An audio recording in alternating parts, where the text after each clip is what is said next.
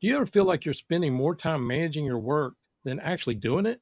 What if you could save hours every week by using the right tools and strategies? Today, we're sharing productivity hacks for contractors that can help you work smarter, not harder. We'll cover tools like AI, templates, automation, and low code systems to streamline your workflow and give you back your time. Welcome to the Contractor Success Forum. I'm Wade Carpenter with Carpenter and Company CPAs, and I'm here with Stephen Brown of McDaniel Whitley Bonding and Insurance. Stephen, seems like there are too many things contractors are trying to cram in their day. Any initial thoughts on hacking productivity? It sure is, Wade. There's so many things that I see that I could do faster, that I could do a little bit smarter.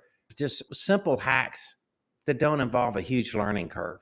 Sometimes we talk about a lot of technologies that just seem like, well, I've got such a huge investment of something I really don't understand. And then it'll take forever for me to teach my folks how to use it. This is something for you to start using for yourself and then eventually introduce it to the rest of your work team, because it's amazing. It's absolutely amazing how productive you can be with some of these simple hacks. And Wade, you've done a great job of putting these hacks together. Thank you. I'm looking forward to getting into it with you. And here we are, our first podcast of 2025. It's hard to believe, isn't it? And Yeah. I just, I told someone, I said, I hope the motto of this year is thrive in 25. Don't just survive. And making 2025 outstanding. This is the time of year where everybody gets pep talks and gets themselves fired up for the year ahead. And what a great way, better way to do that than these hacks. Well, like I said, these are some things that I have started doing that save me tons of time. And I was thinking the same thing with people having New Year's resolutions and trying to do things and be more successful in 25, that I thought I'd just throw out some of the things I've been doing that have saved me tons of time. And a lot of these sort of work together as we will get into it. But let me just start off with one of the better ones that I've actually been using for a couple of years now. It's called the Elgato Stream Deck. It's a little thing you can hook to your computer and you can program buttons. And most people think it's for streamers. I got one of these a couple of years ago, and it has saved me so much time. And I'll talk about some of the ways it does that, but it has nothing to do with doing a podcast or something like that. I'm using it right now on a couple of things, but as far as hacking my productivity, it does things like keyboard shortcuts or short little phrases, things like that, or key combinations that I'll talk about in a minute. But there's so many things where this can be easily programmed to do what you want it to do, and saves me so much time. So beyond that, as far as like things like filling out forms, I have some things like I fill out my email address so many times a day. I can hit one button. You may want to be careful about this, but I'll program certain passwords that maybe I have two-factor authentication on. But things that kind of things like filling out the form or whatever, hit one button and it's done, as opposed to, no, it doesn't take you that long to type it out, but it saves you a few seconds or minutes and definitely hours over the course of my week. So just let me stop there. Any thoughts on that? The thing that I think is so cool about the Stream Deck is it almost seems like a remote control. Not only does it help you with repetitive tasks, but I would think you could also program it. And we were talking about this before the podcast about literally creating a dashboard for each one of your construction projects. What does that look like? When you push a button and pull up a certain project, when you have multiple projects running that you want to check every element of that project, you could program that to automatically include all that, couldn't you? Or yeah, depending on what program you're talking about, generally speaking, it will work with either cloud-based tools or desktop tools if they have like keyboard combination, things like that. That's one of the things I think is a lost art. People are learning computers nowadays. They're so used to using the mouse, but the keyboard shortcuts out there's a lot of keyboard shortcuts that you can use that can save you a lot of time. And I things like Excel I've used for years, but a lot of times there's more shortcuts than you realize, and you can program those in Stream Deck and you don't have to remember them all. You can basically program the button to show whatever you want it to say so that you can recognize it really quickly. And I organize it so that Excel pops up and all the keys for Excel will pop up and say, I want to do, create a graph or something like that. I mean, you can program multiple key combinations, and it sounds like it's super hard. It's quite frankly super easy. Well, that sounds great. How many buttons does this thing have? There's different models of it from like a 6 key to 15 key, but I've got the 32 key. I got them all over. My home, my office, every computer I got. I got one of the 32 keys on each one of those, as well as there's a few other ones that have a dial where you can turn things up or change programs with a dial. But they're all like have a little button and you can change the icon so that you can recognize exactly what it is. And it's context sensitive if you program it, say when Microsoft Word comes up, that the keys for Microsoft Word come up. To your point about like pulling up a job or whatever, I mean, it will open things like a website or something like that. Anybody could do that with a bookmark or whatever, but if you use it all the time, you have it on the Stream Deck. There's a lot of contractors using QuickBooks Online.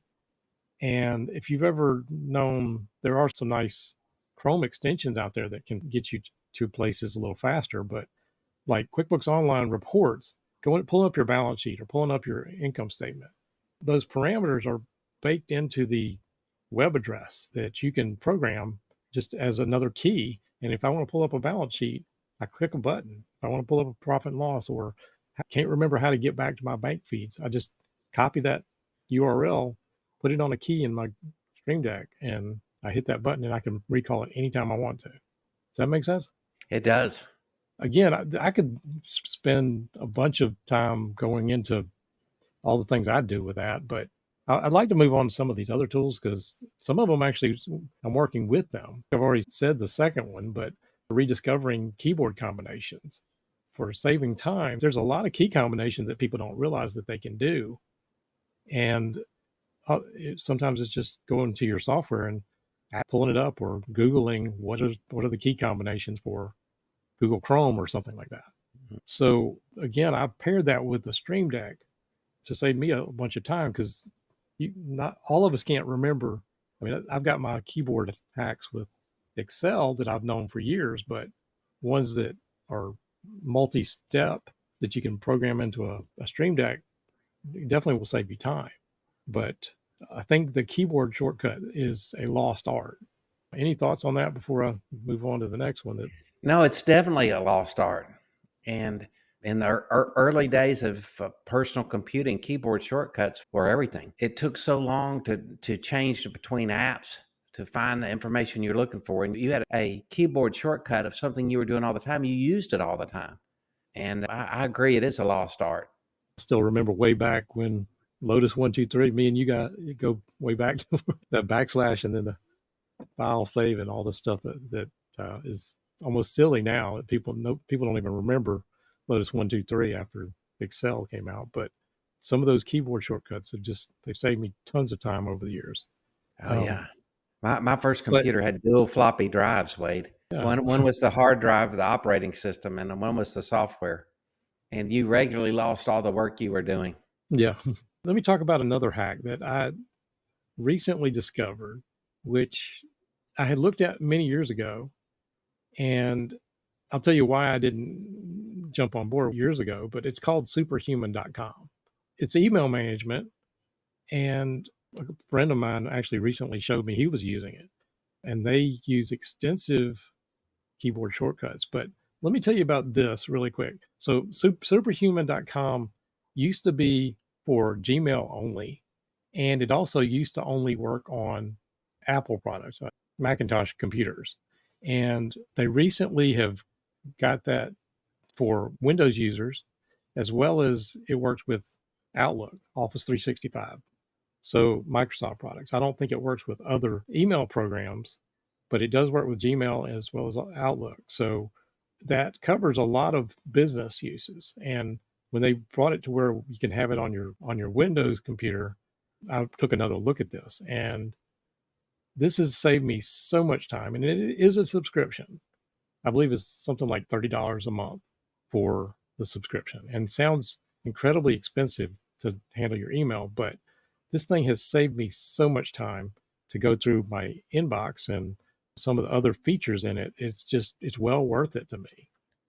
To me, the most fascinating thing about it, Wade, is just how you can quickly find information in old emails you're looking for, just beside email management. But it's something I can't wait to start using. It looks very exciting. And to say to someone, you need to spend $30 a month to do this, I think when you realize how much you depend on your emails in your business, especially me, I do. I have 6 different email accounts that I probably too many, but I depend on all of them and they're coming in every direction. And I want to make sure that I'm managing them properly and that I can find the information from them that I need. And so many emails are tied into a search engine that only lets you look for a subject matter.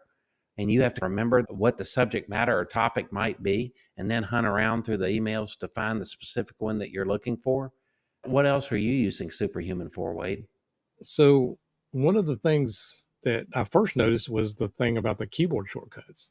It's built for speed. It's built for going through your email very quickly.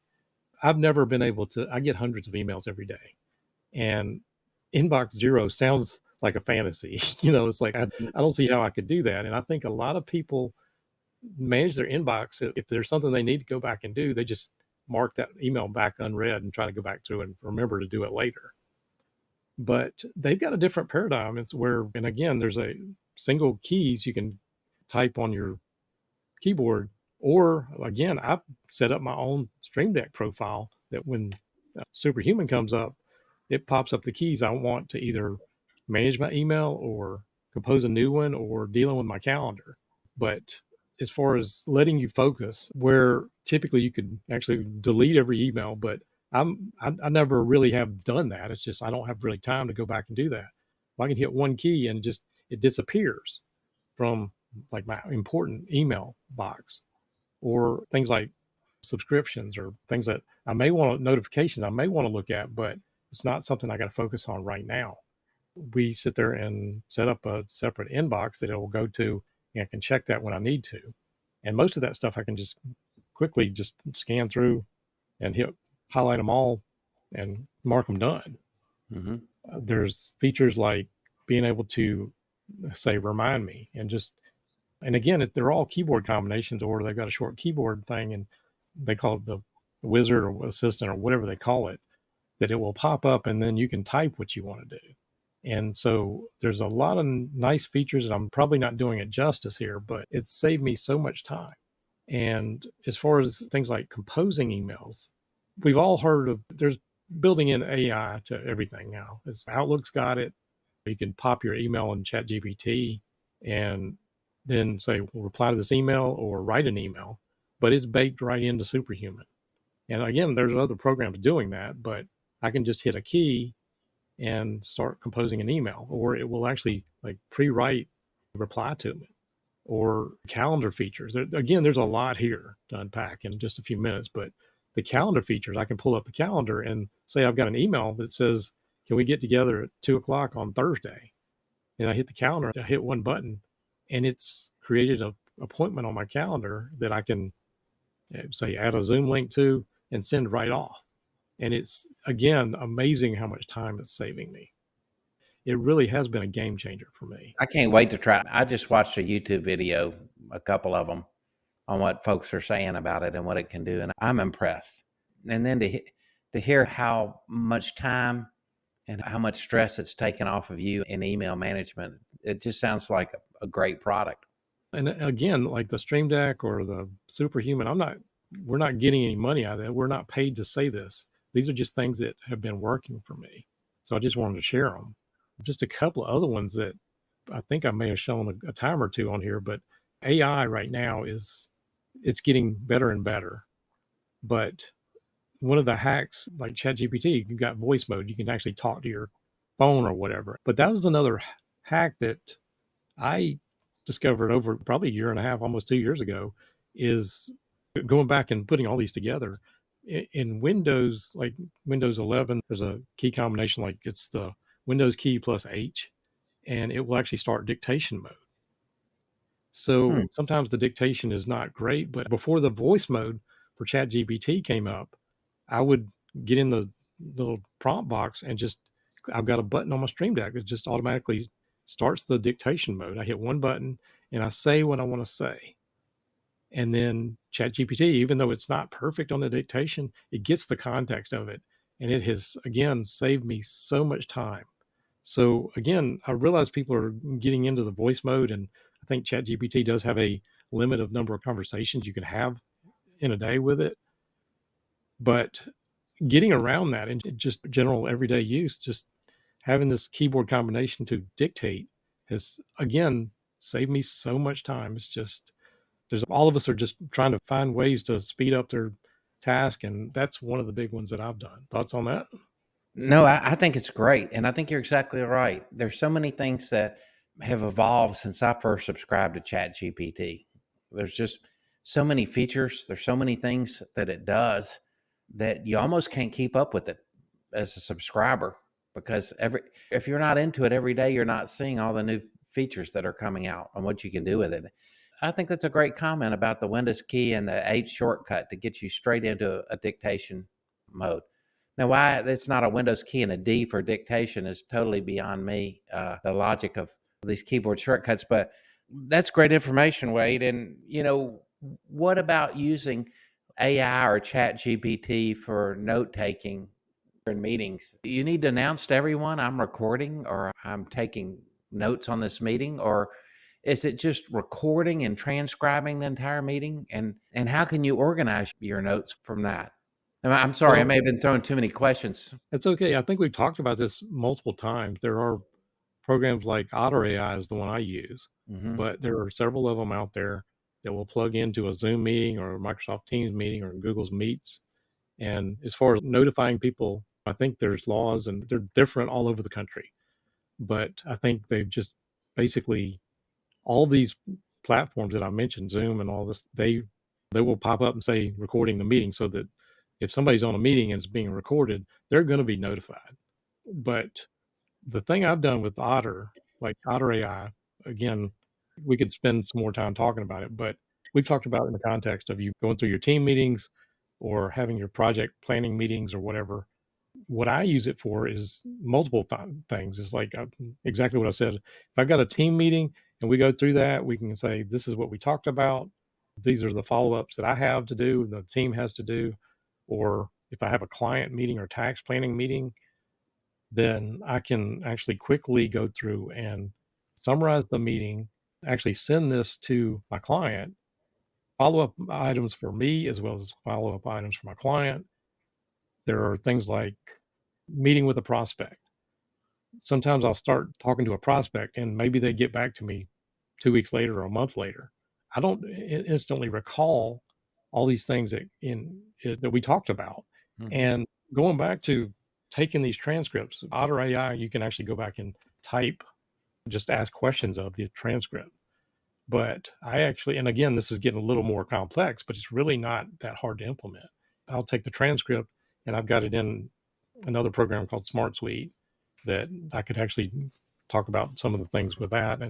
But the point is, I've posted in Smart Suite and I've got different prompts for like a team meeting. And say in the team meeting, we went through how to do something.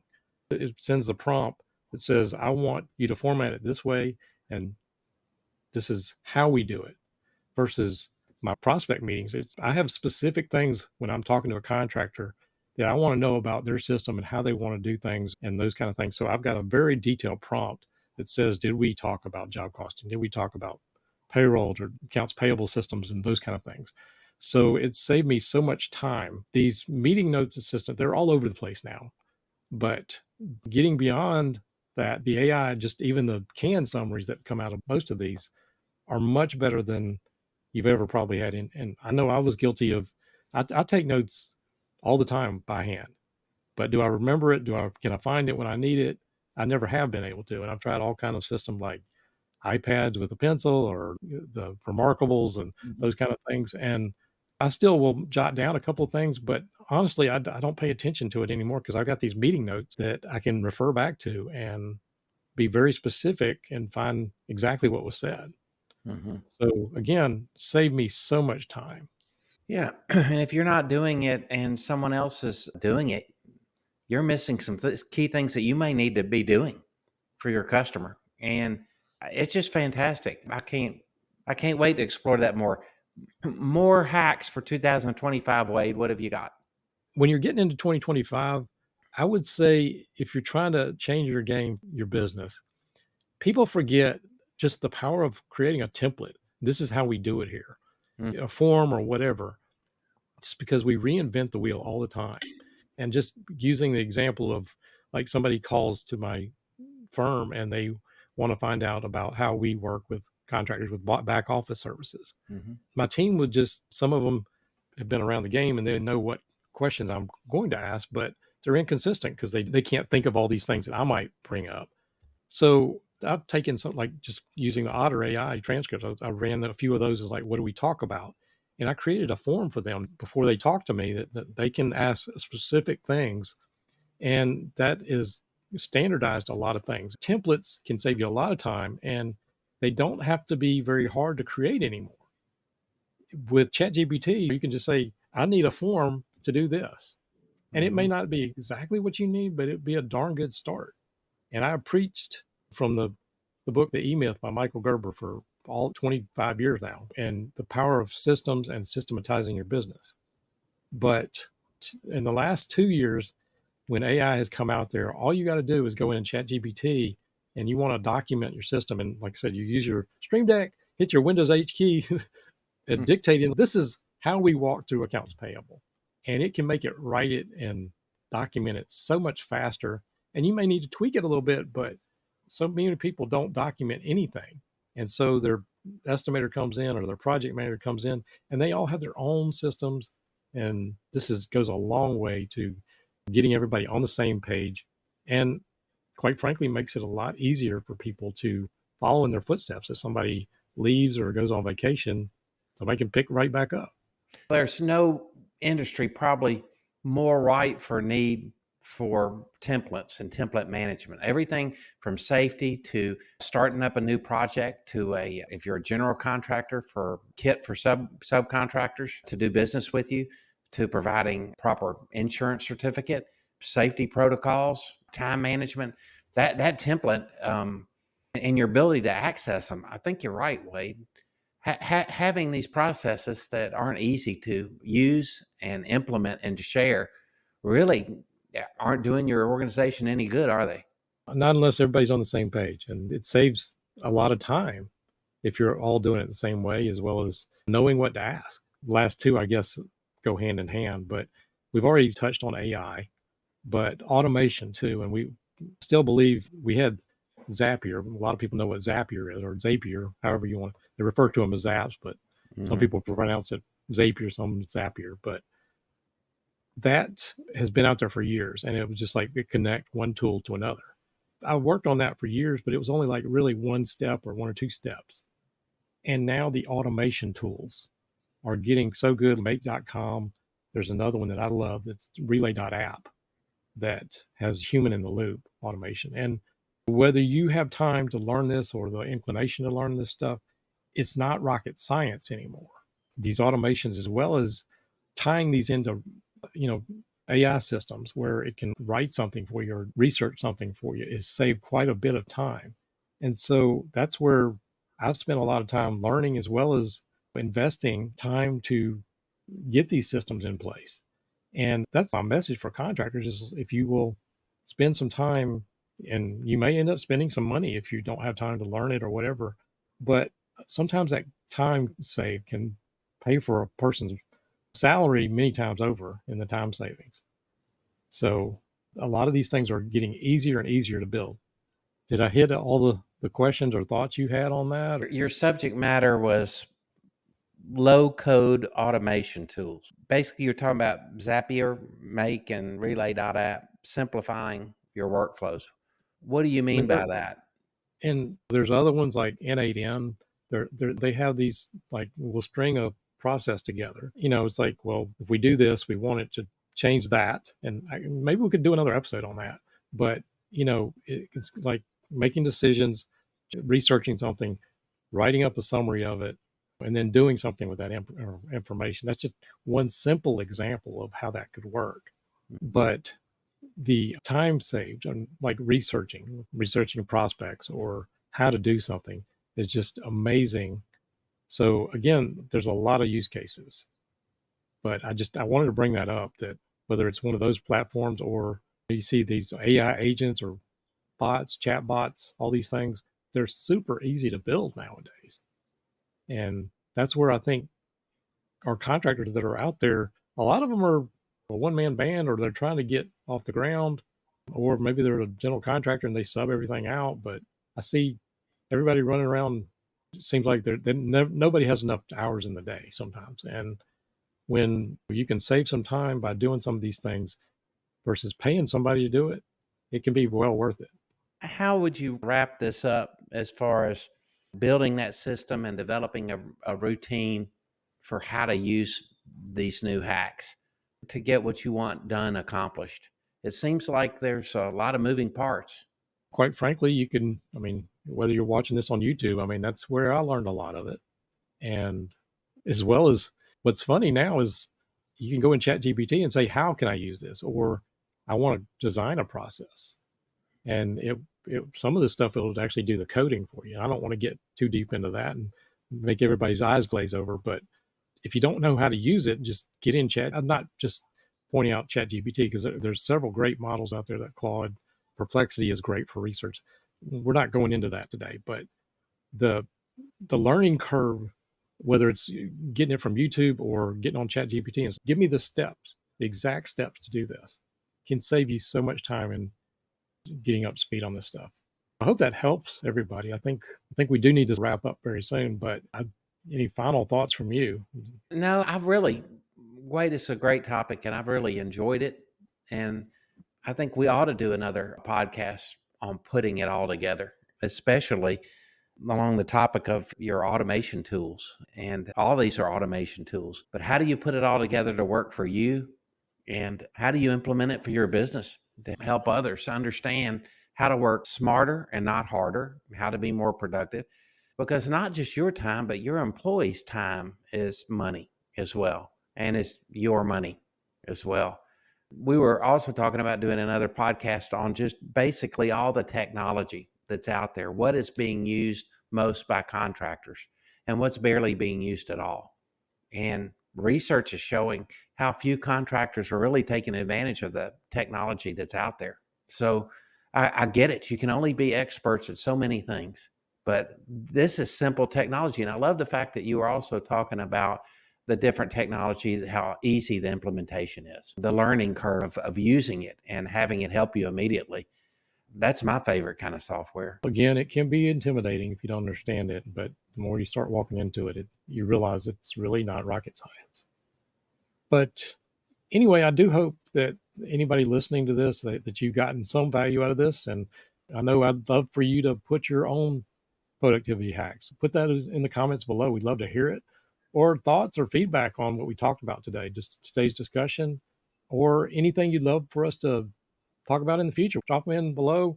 Thanks for listening to the Contractor Success Forum. If you enjoyed the episode, please share, subscribe, all that stuff. We appreciate it. And follow us every week for new episodes as we post on them. We will look forward to seeing you on the next show. Happy New Year.